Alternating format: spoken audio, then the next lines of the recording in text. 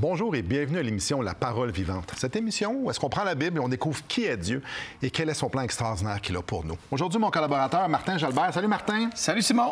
Toujours un plaisir de pouvoir passer du temps avec toi, la Bible ouverte, où est-ce qu'on regarde les liens qui sont dans l'Ancien, dans le Nouveau Testament. En fait, Dieu se révèle à nous et on le voit, son plan. Le mot lien que tu viens de dire est extraordinaire. C'est à ça que je pensais. Les liens qu'on peut faire dans l'Ancien Testament, qu'on pense qu'il est tellement à part avec le Nouveau, mais au contraire, il attache, il fait en sorte que le Nouveau Testament se tient, fait du sens.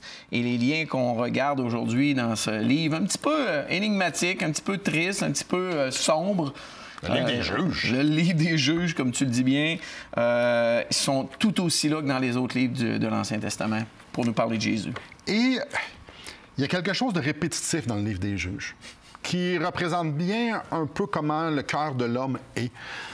Grosso modo, béni, ça va bien, tout est correct. Rébellion, on s'écarte du plan de Dieu, on s'écarte de la volonté de Dieu, on commence à désobéir. Là, ça va mal, puis ça se met mal. Dieu fait comme non, non, non. Non, non, non, non. Alors, il permet des événements pour attirer notre attention, pour nous faire en sorte qu'on retourne à lui. Donc, il va y avoir un temps de ruine, un temps de désordre. Puis après ça, ce qu'on voit, c'est que le peuple se tourne vers Dieu puis fait comme « Ah! On est dans le trouble, viens nous aider! » Ils crient à l'Éternel parce qu'ils sont dans la ruine. On voit le cœur de Dieu. Dieu les délivre, les restaure. Il les délivre en envoyant un juge, en envoyant quelqu'un, un libérateur. Puis on pourrait lire le livre des juges puis faire wow, des héros. Ouais, non, pas tant. Parce que ce qu'on va voir aujourd'hui, puis ce qu'on voit au travers de la Bible, c'est que les délivrances, ça ne passe pas au travers des juges. Aujourd'hui, on va voir Samson. Dieu utilise des hommes comme Samson, mais c'est Dieu. Donc, l'histoire de Samson, c'est pas à propos de Samson. Alors, il faut voir en arrière-plan tout le travail que c'est Dieu qui fait. Alors, aujourd'hui, dans l'histoire de Samson, on va voir que Dieu va délivrer Israël et va aussi venir délivrer Samson lui-même. Donc, le livre des juges, Simon, là, est intéressant. Alors, tu parlais, je pensais... C'est le fameux proverbe qu'on utilise, du moins au Québec souvent, « l'histoire se répète ». Ouais. C'est le livre des juges. Ouais. L'histoire n'arrête pas de se répéter. Tu as bien dit le cycle de la rébellion qu'on voit souvent, et on le voit au moins à 7 reprises dans le livre, où ça va bien, puis là, on se laisse aller, on se rebelle, on tombe dans la misère, dans la ruine. Dieu, on se repent. Dieu, dans sa grâce, nous restaure. Le repos, puis ça recommence. L'histoire se répète. Puis pourtant, lorsqu'on voit ça arriver, si tu fais une erreur, c'est quoi ton but? De la refaire un jour? Ouais, non, pas tant. Apprends. Oui, mais eux, non. Et je regarde l'histoire de l'humanité, je regarde ma vie, et là là. Malheureusement, des fois, on fait les mêmes erreurs comme on dit en anglais, over and over, à répétition. Encore et encore. Puis soit on va vivre dans la culpabilité, puis alors qu'on peut juste tourner vers le Seigneur et dire « Hey, j'ai besoin d'un libérateur. » Puis, comme on va le voir, Jésus est là.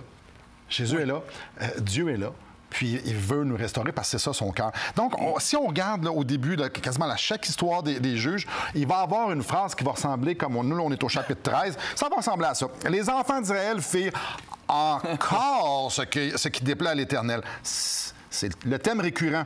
Et l'Éternel les livra entre les mains des Philistins pendant 40 ans. Les conséquences, la ruine. Conséquences, Dieu amène ça. Hey, t'as peu, là. 40 ans.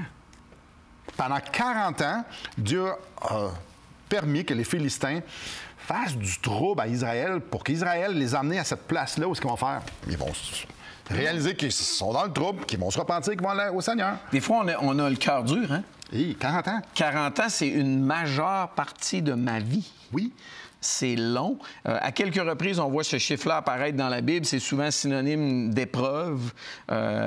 Et on va pas faire un jeu avec les chiffres, mais c'est une longue période de temps. Puis moi, quand je vois ce chiffre-là, je me pose la question, est-ce que je suis en train de résister à Dieu tellement longtemps qu'il doit me laisser dans un état comme ça pendant 40 ans? Ouh! Épeurant. Ici, il arrive quelque chose de spécial. Il y avait un couple spécial. qui, eux, ils étaient stériles.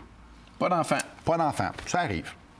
Mais là, ce qui n'arrive pas souvent, par exemple, c'est ce qui arrive au verset 3, puis je te laisse nous en parler. Oui, au verset 3, ce couple-là qui n'avait pas d'enfant est écrit « L'ange de l'Éternel apparut à la femme et lui dit « Te voici stérile sans enfant, tu deviendras enceinte et tu mettras au monde un fils. » L'ange de l'Éternel. Ouais. On voit des anges dans la Bible. L'ange de l'Éternel... On le voit aussi, mais seulement dans l'Ancien Testament. Ce qui est intéressant, ce qu'on voit aussi, c'est souvent il y a des anges qui interagissent avec des humains, on voit parfois des êtres humains, des hommes, des femmes se prosterner devant les anges, puis les gens font non, non, non, non, non, non. Puis à toutes les fois que c'est l'ange de l'Éternel, il accepte l'adoration. Oui. Pourquoi? Bien, l'ange de l'Éternel, c'est Jésus. Et ça, c'est un point intéressant que je pense que nos auditeurs qui sont peut-être moins familiers devraient faire. Si vous faites une étude un petit peu plus grande dans la Bible de l'ange de l'Éternel, vous allez voir que l'ange de l'Éternel, c'est toujours Jésus. Un indice intéressant, c'est que dans le Nouveau Testament, l'ange de l'Éternel, on ne le voit jamais. Parce que Jésus est là. En chair et en os. Ouais. Alors que dans l'Ancien Testament, il va apparaître à quelques reprises sous la forme d'un ange, mais comme tu l'as si bien dit, qui accepte l'adoration. Et Dieu nous le dit clairement, il ne partage pas sa gloire et c'est juste lui qu'on doit adorer. Wow! Ouais. Maintenant, ce couple-là se fait visiter par Jésus. Oui. Et qu'est-ce qui arrive?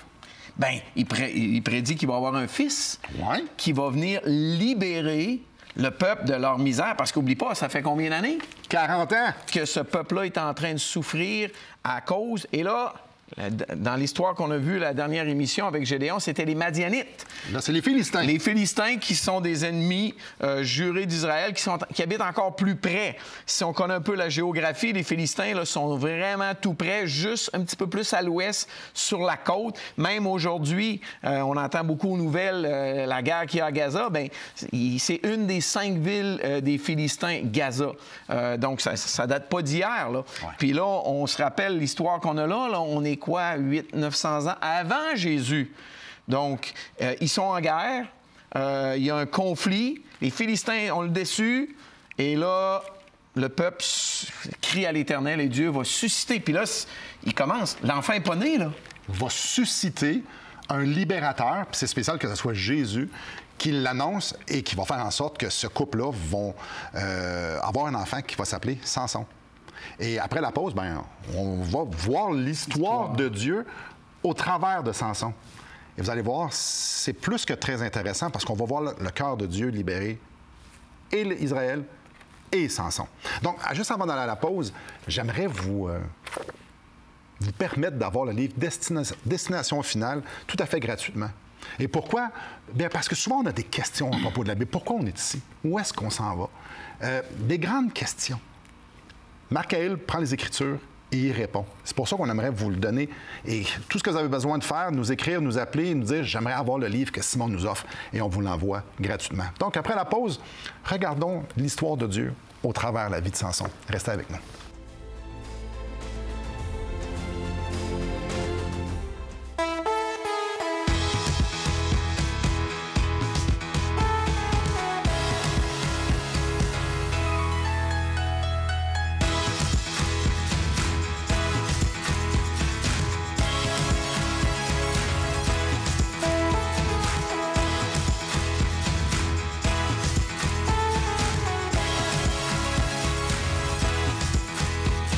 Pour en savoir plus, visitez radioespoir.ca.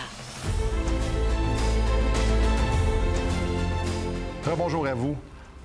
Martin, on ne peut pas sous-estimer à quel point l'histoire de Samson, c'est l'histoire de Dieu.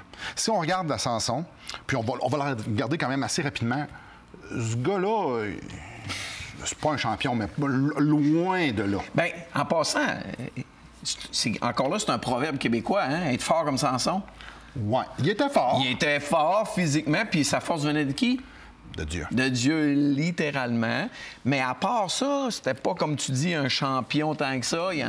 On voit tellement de ses erreurs, ses faiblesses morales. Même il va vouloir aller se marier avec une femme prostituée. C'est pas chic, là.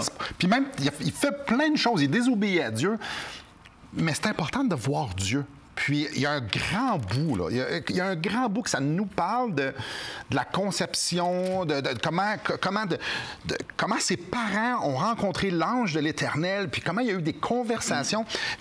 Dieu nous laisse pratiquement un chapitre entier, puis dans le jeu, on ne retrouve pas vraiment ça beaucoup ailleurs, où est-ce que Dieu nous démontre que son histoire, c'est vraiment pas à propos de lui, qu'il ne devient pas juge parce qu'il est qualifié. Au contraire, Dieu suscite un libérateur. Un homme, pécheur. Puis c'est bel et bien Dieu. Hein? Dans l'histoire, je l'ai souligné ici dans ma Bible. Tantôt, on a parlé de l'ange de l'Éternel. Oui, c'est ça. Puis on a dit que c'est Jésus. Mais j'attire votre attention, l'attention de nos auditeurs rapidement à un petit verset à la fin.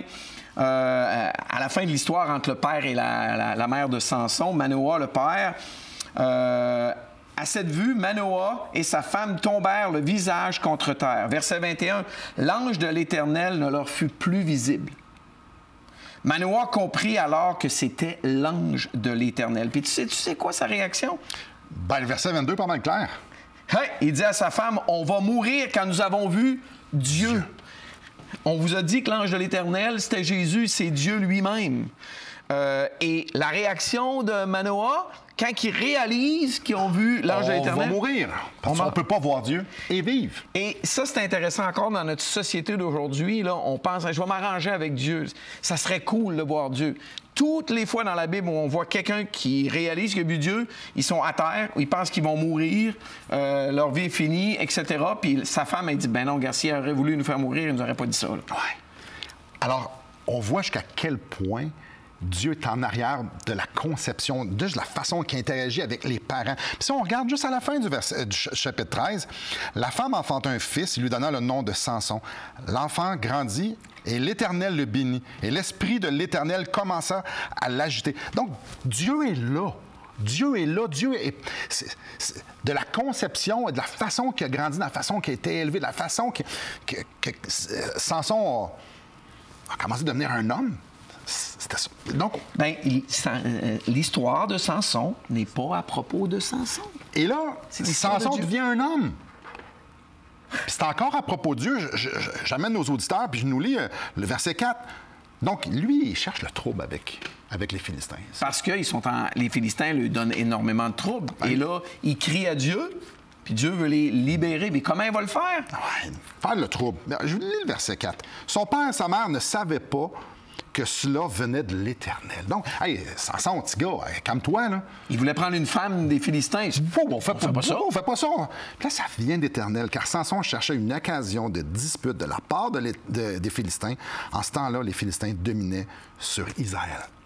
L'Éternel, ça venait de l'Éternel.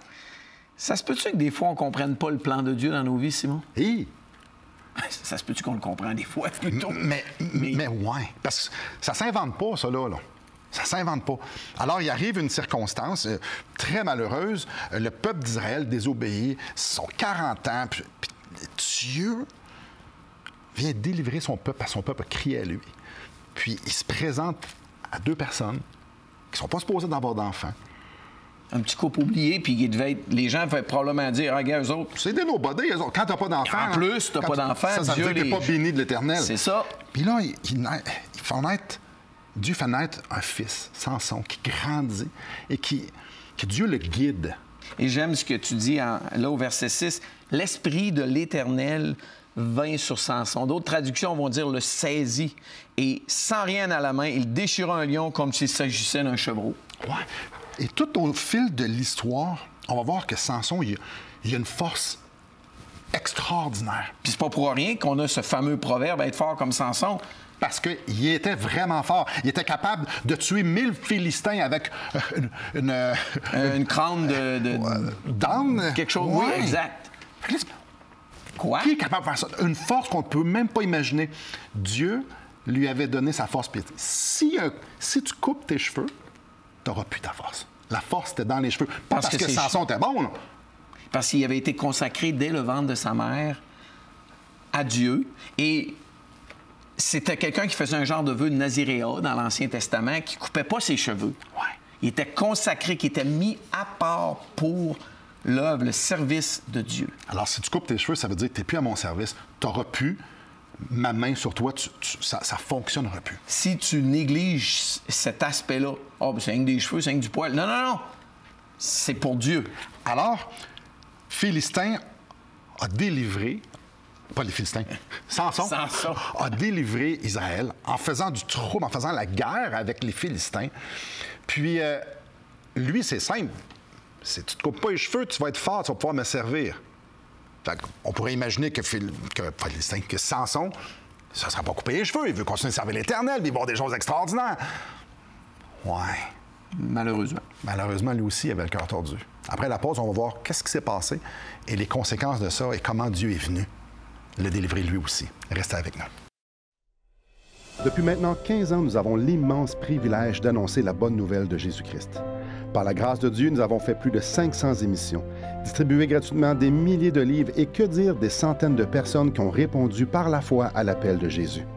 Aujourd'hui, nous aimerions inviter ceux qui ont reçu cette bonne nouvelle à faire équipe avec nous. Aimeriez-vous avoir un impact dans la francophonie pour l'Évangile? Joignez notre équipe en participant financièrement à la production de l'émission et en nous permettant de continuer à offrir de la littérature gratuitement à ceux qui sont ouverts à l'Évangile. Contactez-nous. Il nous fera plaisir de vous partager comment vos prières et vos dons peuvent faire la différence.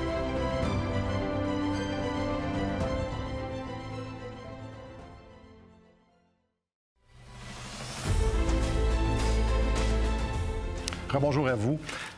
Martin, Samson, celui que Dieu a pourvu pour libérer Israël. C'est la volonté de Dieu. De A à Z. Lui, s'il se coupait les cheveux, il perdait sa force. Mais avec ses cheveux longs, il était capable de tuer 1000 hommes avec une mâchoire d'âne. Puis pendant une grande partie de sa vie, ça a bien été. Ça a bien aidé.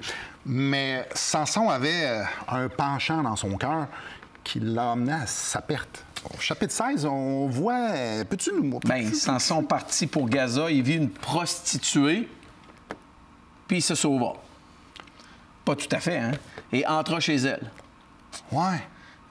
Et je crois que c'est le commencement de la fin pour Samson. Bien, premièrement, encore une fois, on l'a tellement dit souvent, Dieu avait dit, vous ne ferez pas d'alliance, vous ne prendrez pas de femme. Bref, il n'est pas supposé de faire ça, prostituée. Non, encore non, de A à Z. Mais Samson, il aime les femmes. Fait qu'il est allé vers une femme, elle s'appelle Délila. C'est la fameuse histoire de Délila. De Délila. Puis Délila, elle vient du peuple des Philistins. Fait qu'elle, elle voit une opportunité en or de faire comme, hey, on peut probablement se saisir de Samson. Je vais essayer de découvrir d'où vient sa force, puis on va faire en sorte. Puis là, elle essaye, puis à 2-3 reprises, Samson, il dit « Ma force me vient de... si on m'attachait les mains avec des cordes... » neuves, là. Oui, ouais. J'aurais plus de force. Puis là, ils le font. Puis là, Délila a dit « Hey, Samson, les Philistins sont sur toi. » Elle l'a attaché elle-même. Là, ça coupe. 2-3 reprises, ça va arriver comme ça. Je t'interromps un instant. Mais il aurait dû comprendre que exactement ce qu'il lui dit, comment faire pour qu'il perde sa force, elle le fait. Mais il n'inquiète pas, là. Il est chez une prostituée. Pourquoi il est là? Il y avait des faiblesses morales. Et lorsqu'on a des faiblesses morales reliées à la sexualité, ça devient parfois une drive, excuse-moi l'anglicisme, une force qui nous fait faire des choses qu'on ne voudrait pas faire, qu'on ne devrait pas faire. Il ne sera plus le libérateur d'Israël et il court à sa perte. Peux-tu juste nous parler de la dernière fois? Bien, finalement... La dernière fois, Délila arrête pas de dire « Ben, tu me mens, tu me dis pas d'où vient ta force. » Il aurait dû allumer. J'espère. Bon, exact, parce que tu essaies de me faire tuer et attraper par tes frères, les Philistins. Là, finalement, Il avait fait une grande fête, puis au bout de 7 jours, il est tanné que sa femme, Delilah, l'achale avec ça, cette prostituée. Puis Samson va lui dire, bien, c'est à cause j'ai été consacré dès le ventre de ma mère à l'Éternel, et on ne m'a jamais coupé les cheveux.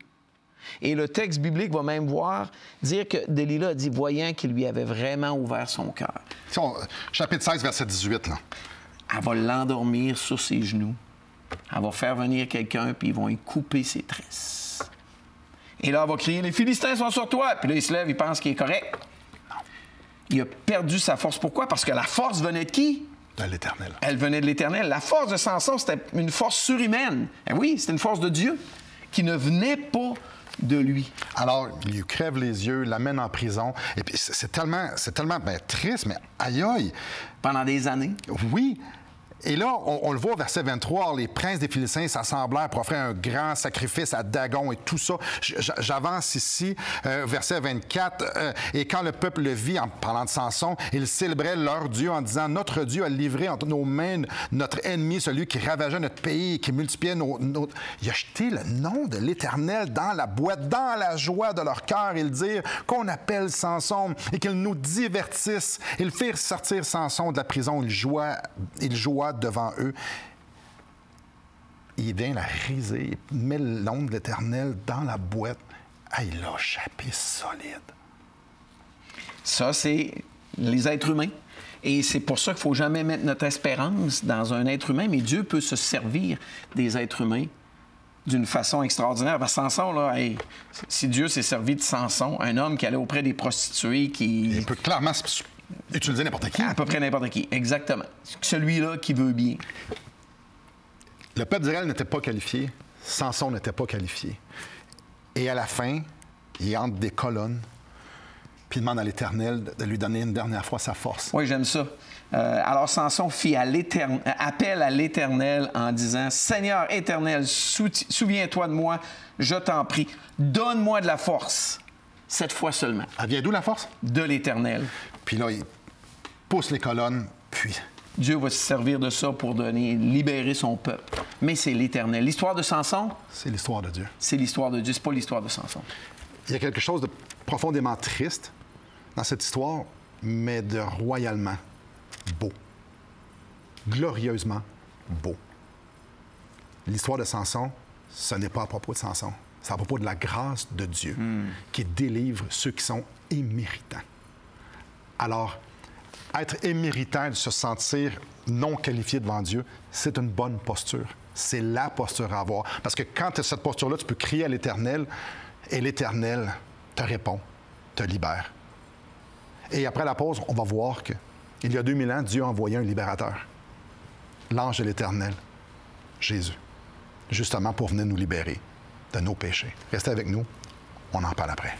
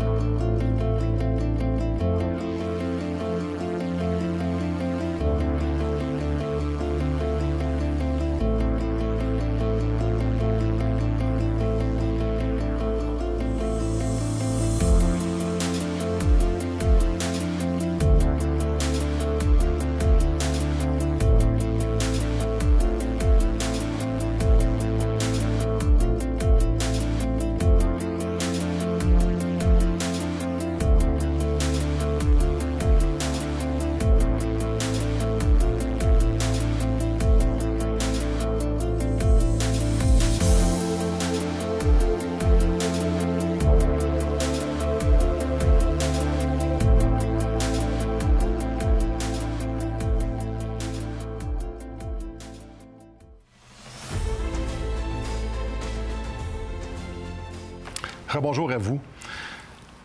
Ouais, on a un peuple rebelle que Dieu les gracie. Le peuple se repent, crie à l'Éternel, et Dieu les gracie. Avec un homme qui est lui aussi un pécheur. Tout aussi rebelle dans un sens. Que lui aussi est rebelle, puis qu'il échappe solide, puis qui crie à l'Éternel, puis que l'Éternel le gracie. On a un Dieu qui répond à ceux qui se repentent. Ça, c'est peut-être la plus belle partie de toute cette histoire-là, puis de l'histoire de l'humanité, de Dieu et de l'humanité. Ouais. Puis je trouve qu'il y a comme une histoire super courte dans le Nouveau Testament qui illustre tellement bien ça, qui met en relief le cœur de Dieu et ce qu'on peut voir dans Juge. Bien, en fait, c'est l'histoire ce que souvent on va dire le bon larron, ça la croix. Oui, si était sa croix, c'était pas un bon larron, Martin. Non, bien, en fait, il était là probablement à cause qu'il a fait un meurtre. Donc, c'est le bon meurtrier.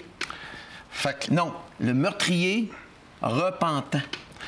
Puis en passant, Simon, dans l'histoire, je sais pas si ça te souvient, je fais ça vite, là. Ah, vas-y. Mais au début de la journée, il est tout aussi en train de crier après Jésus. Dans Marc, on voit que les deux insultent Jésus. Oui. Puis dans Luc, ça nous dit, à un moment donné, il y en a un qui fait « Hey », au verset 39 du chapitre 23, l'un des malfaiteurs crucifié l'injuriait disant « N'es-tu pas le Christ? Sauve-toi toi-même et sauve-nous. » Et l'autre fait « Wow, le reprenait. Il dit « Ne crains-tu pas Dieu, toi qui subis la même condamnation? » Il y a un changement de cœur. On est plus tard dans la journée, là. Il a été crucifié vers 9 h le matin. On est peut-être rendu à midi 1 h, là. Puis, pour nous, c'est justice, verset 51. C'est quand nous, on reçoit ce qu'on méritait, nos crimes, mais celui-ci n'a rien fait de mal. Fait qu'il voit en Jésus quelqu'un que lui... Ils ne méritent pas. Ils viennent de comprendre qu'il est coupable, qu'il est pécheur. Ils viennent de se repentir. Puis ils se tournent vers Jésus. Puis souviens-toi de moi quand tu viendras dans ton règne. Il crie à l'Éternel. Il dit, tu es mon sauveur, tu es mon libérateur. Et Jésus lui répondit, je te le dis en vérité, aujourd'hui tu seras avec moi dans le paradis. Mais quelle bonne nouvelle! Quelle bonne nouvelle! Ce gars-là, il n'a rien fait de bon dans sa vie. Ce gars-là, c'est un pécheur. Il mérite d'être là. Ils le reconnaissent les deux. Nous, on mérite d'être là. Mais tout ce qu'ils ont fait, tout ce que lui a fait, c'est reconnaître que Jésus, lui, n'avait pas d'affaire là. Et que lui, Jésus, c'était le libérateur envoyé de Dieu pour pouvoir lui permettre d'être réconcilié avec Dieu. Et tout ce qu'il a fait, c'est « Sauve-moi, Seigneur! » Et Jésus lui a dit « Aujourd'hui, tu vas être avec moi. » C'est simple, hein? C'est l'Évangile. Ouais. Merci à vous. Faites cette même prière et que le Seigneur vous bénisse.